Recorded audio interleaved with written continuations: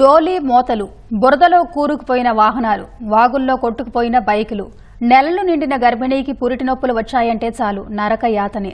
సుస్థి చేసిన వారిని ఆసుపత్రికి తరలించేందుకు సరైన రోడ్డు మార్గం కూడా ఉండదు. అడుగడుగునా ఏజెన్సీలో గిరిబిడ్డల కష్టాలు వర్ణనాతీతం. ఈ పరిస్థితిని మార్చేందుకు కంకణం కట్టుకున్న కూటమి ప్రభుత్వం ఆ దిశగా వడివడిగా అడుగులు వేస్తోంది. ఇప్పటికే చాలా చోట్ల రోడ్డు నిర్మాణ పనులు చేపట్టగా రాయిగడ్డ అప్రోచ్ వంతెన పనులను సైతం పరుగులు పెట్టిస్తూ ఉండటంతో గిరిజనుల కళ్లల్లో ఆనందం వెల్లివిరుస్తోంది. ఇది అల్లూరు జిల్లా పాడేరు మండలం ఇరడాపల్లి పంచాయతీ పరిధిలో ఉన్న రాయిగడ్డ. పాడేరు, జి మాడుగుల, పెదబైలు మండలాలను కలుపుతుంది. వందలాది గ్రామాల ప్రజలకు ఇదే ప్రధాన రవాణా మార్గం. వర్షాలు వచ్చాయంటే చాలు ప్రజలకు గడ్డుకాలమే. కానీ మరో దారి లేక మన్యం వాసులు ప్రాణాలు అరచేతిలో పెట్టుకుని బిక్కుబిక్కుమంటూ వాగు దాటుతారు. నీటి ప్రవాహంలో వాహనాలు కొట్టుకుపోతుంటాయి. మట్టి వంతెనపై నుంచి పెద్ద ఎత్తున నీరు ప్రవహించడంతో గతంలో 6 మృతి చెందారు. అంబులెన్సులు కూడా చిక్కుకుని రోగులు ఇబ్బందులు పడిన ఘటనలు చాలానే ఉన్నాయి.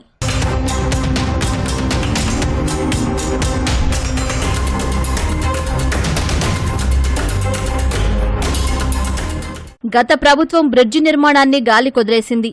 నిధులు కేటాయిస్తామని హడావుడి చేసి ప్రతిపాదనలతోనే సరిపెట్టింది. ఇప్పుడు కూటమి పాలనలో మన్యానికి మహర్దశ పట్టింది. ఏపీని డోలీ మోతల్లేని రాష్ట్రంగా మార్చాలన్న సంకల్పంతో ముందుకు సాగుతోంది. గత డిసెంబర్లో ఏజెన్సీలో పర్యటించిన డిప్యూటీ సీఎం పవన్ కళ్యాణ్ అనేక అభివృద్ధి పనులకు శ్రీకారం చుట్టారు. రోడ్డుతో పాటు ఏజెన్సీలో వివిధ ప్రాంతాలకు అనుసంధానించే వంతెనల నిర్మాణాలను వేగవంతం చేయాలని ఆదేశించారు.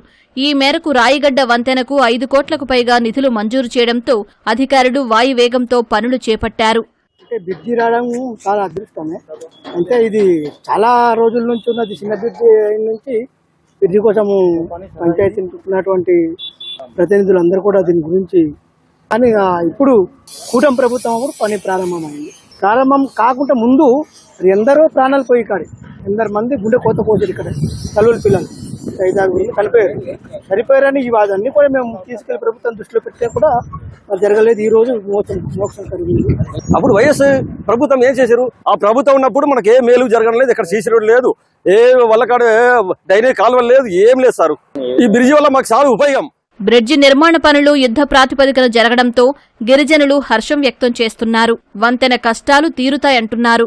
గొండెలు, కించూరు, బడిమేలు 5 పంచాయతీలకి అటు పెదకోడపల్లి పంచాయతీ కూడా ఇదే లింక్ రోడ్డు. ఈ బ్రిడ్జి 5-6 కోట్లు శాంక్షన్ చేస్తే వైసీపీ గవర్నమెంట్ వచ్చి అది ఆ డబ్బు వెనక్కి రద్దు పెట్టడం జరిగింది.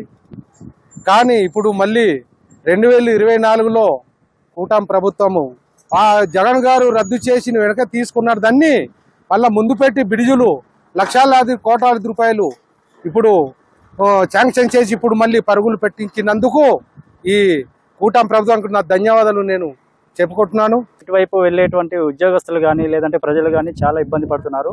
అలాగే చాలా వందలది గ్రామాలు ఇటువైపు ఉన్నాయి. అట్లానే మేము రోజు వెళ్ళి రావడానికి కూడా చాలా ఇబ్బంది పడుతున్నాం అనమాట. ఈ గవర్నమెంట్ రావడం వలన ప్రధానంగా చాలా ఫాస్ట్గా స్టార్ట్ అయిందండి.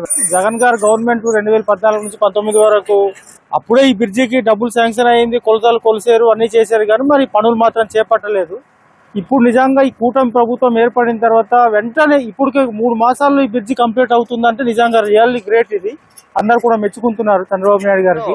ఎన్నో ఏళ్లుగా ఇక్కడ ఉన్నటువంటి స్థానిక గిరిజనుల రాకపోకలకు వర్షాకాలంలో మరింత ఇబ్బందులు పడుతున్నారు. అనేక రకాలైనటువంటి ప్రమాదాల వలన కొంతమంది మృత్యువాత పడినటువంటి ఘటన కూడా ఇక్కడ జరిగింది.